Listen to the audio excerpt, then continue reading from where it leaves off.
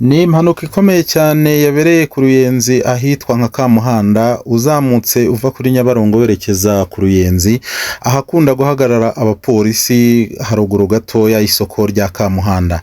Ahangaha ikamyo ya hoho n'ubundi yongeye kuza ikora icyo bita accident cyangwa se impanuka yaje kuba ari impanuka ikomeye cyane. Abantu bose bari bipfutse mu maso kubera iyi mpanuka, bitewe naho iyi kamyo yaturutse ikaza neza ikahuranya umuhanda igahanukamo munsi y'umuhanda.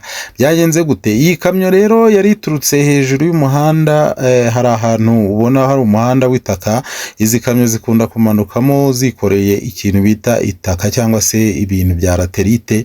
Izi kamyo rero zikaba ziba zivuye kubizana hariya ku musozi hariya wo haruguru ya Kamuhanda. Hanyuma iyi kamyo rero ubwo yamanukaga ishaka kugira ngo yinjire muri kaburimbo ikomeze Kigali cyangwa izamuke ku Ruyenzi, yahise ibura feri, hanyuma ihita yahuranya umuhanda, ihushura imodoka nyinshi cyane, amamoto, abanyonzi, abanyamaguru, ariko ihita igenda yinaga munsi y'umuhanda neza irenga umuhanda. Ahubwo twahageraga iyi kamyo barimo bagerageza kuyizamurayo, iyi breakdown irimo igerageza kuyizamurayo, ariko amakuru twahawe n'abantu bari hafi cyane ubwo impanuka yabaga nuko Imana yakinze ukuboko ikaba nta muntu yahitanye, nta buzima bw'umuntu yahitanye. Kandi ikindi cyabayeho nuko iyi modoka zose yasanze mu muhanda ntayo yuriye, nta moto yuriye ndetse nta n'umunyamaguru yuriye.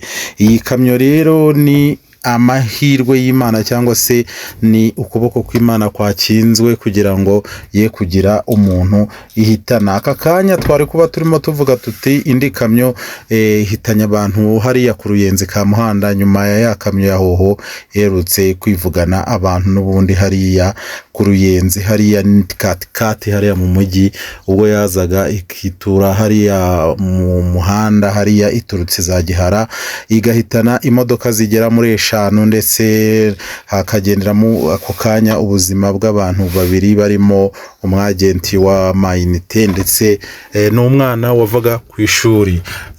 Imana rero yabikoze, iyi hoho yo yambukiranyije umuhanda, iragenda yitura munsi y'umuhanda, ariko nta muntu, nta buzima bw'umuntu bwahasigaye. Ibi rero bikaba byarabaye ejo ku cyumweru ku itariki 19 z'ukwezi kwa 10 2025 mu masaha ya mu gitondo ashyira mu masaa moya saa 2 za mu gitondo.